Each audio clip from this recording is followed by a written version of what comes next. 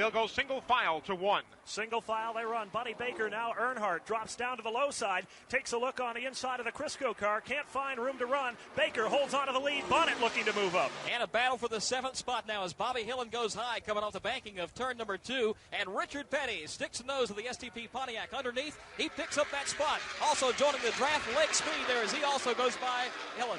6-car draft coming into turn number 4 on the low side of the racetrack. It is Neil Bonnet who will take over the lead. They're side by side with Baker. We had a prediction from pit road that Neil Bonnet might be one of the strongest cars. He's proving it right now. He's about to take the lead from Buddy Baker. That would have been a dead heat there, door to door for the lead, and Earnhardt and Elliott are side by side in turn 1. We have trouble in the tri-oval. Phil Barkdoll, the car becomes airborne, flips down through the tri-oval area. Other cars spin to avoid as Phil Barkdoll's car became airborne, working its way through the tri-oval area. Barkdoll's car crashed into the outside wall, landed on its roof, now has bounced back up on the wheels, and there's a gasoline fire at the rear of the car as the safety crews are trying to get out there just as quick as they can.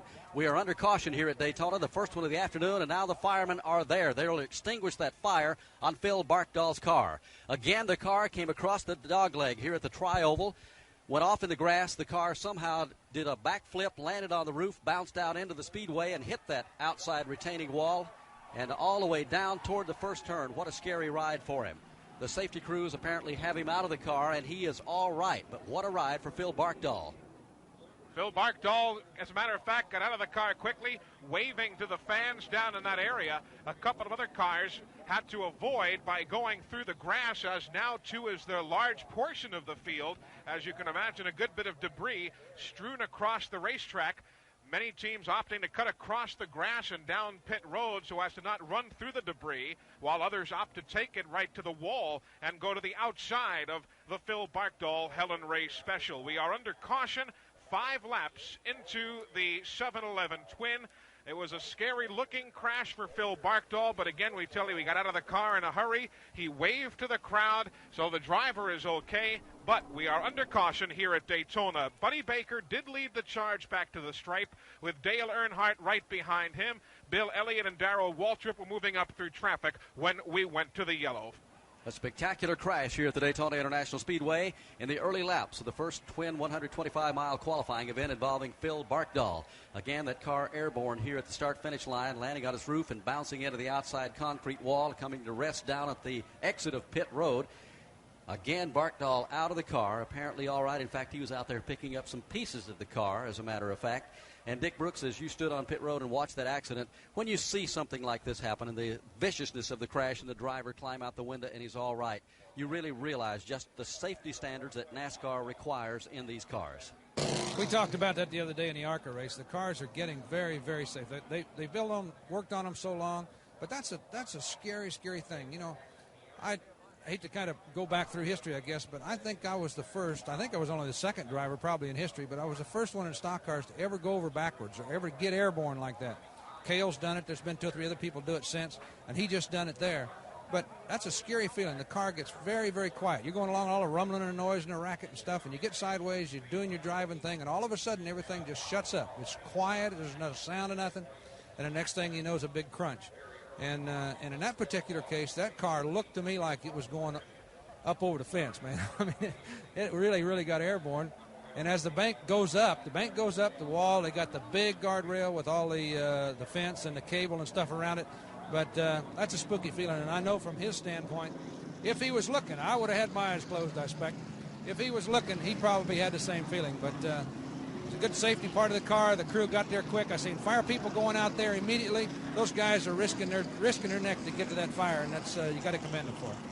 The good news is, as we said, Phil Barkdoll is okay. There was a couple of super good pieces of driving right behind Barkdoll. We didn't get the numbers on both cars, but one of them apparently a moment ago was Steve Moore cutting all the way down to the inside of the racetrack and taking a chance of banging that pit wall to avoid the crash. And he's certainly going to be a candidate for the cool move of this race, the Peak Cool Move of the Race award for sure. It was heads-up driving. We said later on, the next time by, a lot of the guys took the same route that Steve Moore did, but they were doing it at much reduced speed. But Moore did it at full speed as he was right there behind Barkdoll. They now take the remains of that Helen Race Special down pit road for all to see. It kind of looks like an old gremlin or something, Barn. Not a whole lot remaining. But again, as you pointed out, the driver's compartment, everything in that area from the rear deck forward is very much intact. So that did the job it was meant to do.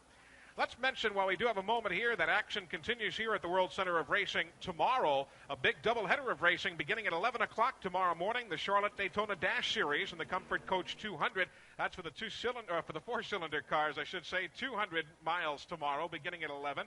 1:30 tomorrow afternoon, the first round of the International Race of Champions.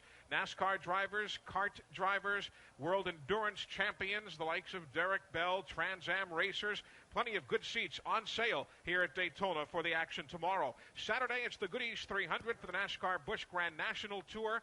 10 Winston Cup drivers are in that field, and, of course, the entire Busch Series regulars. It's a super show. Tickets remain, and the coverage begins at 12 noon Eastern time Saturday here on MRN. Then Sunday, the Daytona 500, and, of course, you'll have the coverage for you again, 12 noon Eastern time Sunday. Let's head down to pit road. We caught up with Phil Barkdoll, just climbed out of that car after a spectacular ride. And first of all, Phil, are you okay? Yes, I'm 100%.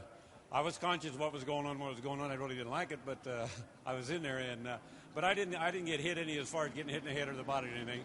And when I went in the air, I knew I was in the air, and I knew the car also caught on fire. So I was just unstrapping myself and not really taking my time, but I was just trying to get out as fast as I could. But you have a lot of safety gear, and I had to get rid of that first. What actually happened out there? What happened to make the car get sort of sideways? It just dropped the motor. I dropped the motor right in front of the grandstand, I think it was. I can't tell you exactly where it was, but I felt the motor go loose when it did. It turned me sideways. I was running real good up to that point, but the motor just gave way. The fireman got there very quickly to you. I know you were awake and watching him as he came out and put the fire out. You didn't get burned at all, did you? No, I didn't get burned a bit, and I'm 100% okay, and I'm going to walk into the medical and let them check me over. But the fireman and safety crew was there a real good time. I know you're thankful for this thing. I'm thankful for that, and I'm thankful for all my fans out there, so thank you very much. Phil Barkdoll.